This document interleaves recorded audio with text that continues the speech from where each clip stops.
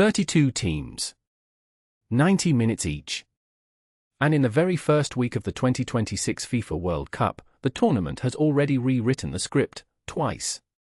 Stay with us for the next 8 minutes, because by the end you will know exactly who shocked the world, who is top of their group, who is already fighting for survival, and what the one fixture next week could decide everything. Week 1. 48 matches across the United States, Canada, and Mexico, the first World Cup ever co-hosted by 3 nations. 16 venues. Hundreds of millions watching globally. And the group stage, for the first time in history, expanded to 48 teams. Let's lock in the numbers before we go any further. 43 goals in 16 matches. An average of nearly 3 per game. The expanded format, the new 12-group structure, and the sheer weight of expectation produced a week of football that felt like it was trying to justify itself immediately, and mostly, it did. We begin where every good story begins, with the favourites stumbling. Group B, France vs Poland in Atlanta's Mercedes-Benz Stadium. Les Bleus arrived as one of the tournament's top 3 favourites. Kylian Mbappé on the left. A rebuilt midfield. A nation expecting a 3rd World Cup title. What they got instead was a 1-1 draw, Poland's Robert Lewandowski converting a 78th-minute penalty to cancel out Mbappé's opener. Mbappé opened the scoring, his 13th World Cup goal, moving him to joint 3rd all-time, but France could not hold.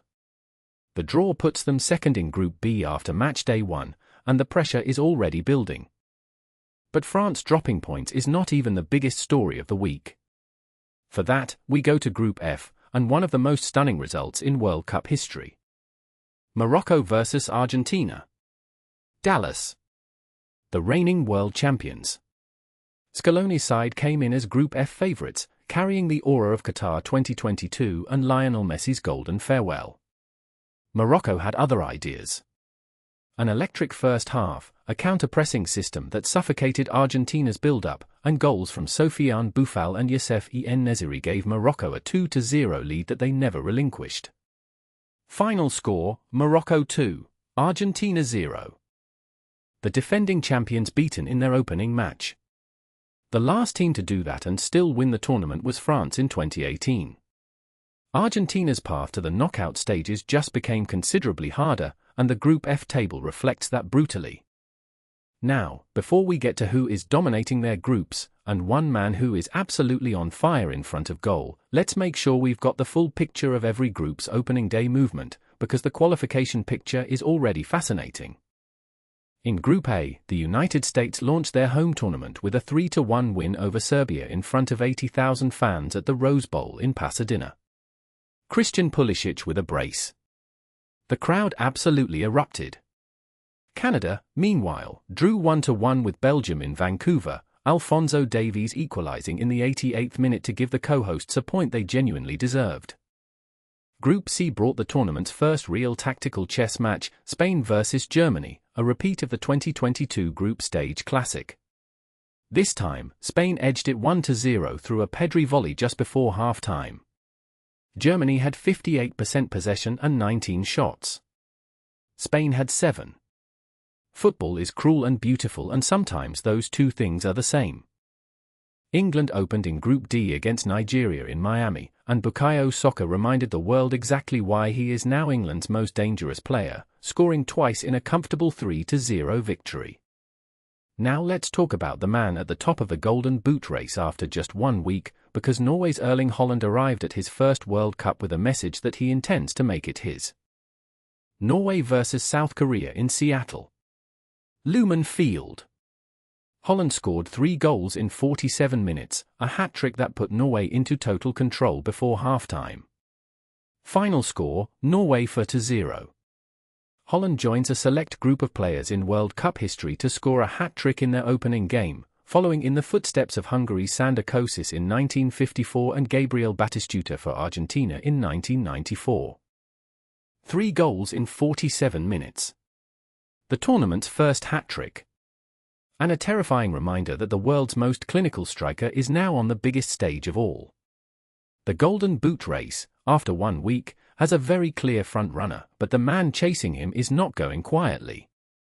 Brazil vs Croatia in Houston. The Silicao, playing without the injured Neymar but with Vinicius Jr. operating as the undisputed number one. He scored once, assisted once, was fouled 4 times, and drew a red card for Croatia's Josko Gvardiol in the 67th minute. Brazil won 2-0. Vinicius is on the shortlist for player of the tournament already, and we are 1 week in. Here is where the top scorers race stands heading into week 2. Now let's zoom out on the qualification picture, because 48 teams means 12 groups of 4, and the top 2 from each group plus the 8 best third-place finishers advance. That new structure means almost no one is mathematically eliminated after 1 game, but psychologically, Argentina and Germany are already in uncomfortable territory with 0 points respectively after their opening losses. The teams who look most secure after week 1? Norway, Spain, England, USA, Brazil, and Morocco all sit top of their groups with maximum points and positive goal differences. The teams with the most work to do? Argentina, Germany, Portugal, who drew 1-1 with a disciplined Ghana side, and defending runners-up France, who will need a response. Now, the fixtures you absolutely cannot miss in week 2. Argentina vs Poland in Dallas on Tuesday.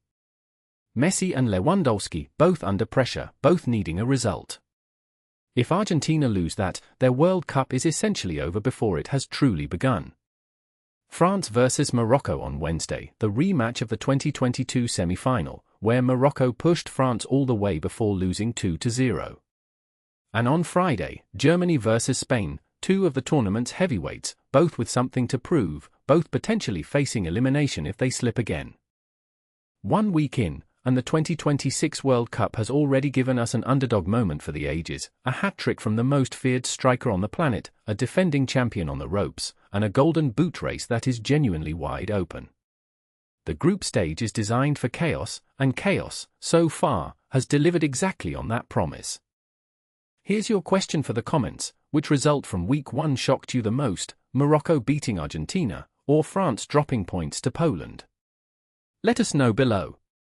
And if you want the week 2 recap the moment it drops, covering whether Argentina survive, whether Holland keeps scoring, and whether Germany and Spain produce the match of the tournament, subscribe right now. That film is coming, and you do not want to miss it.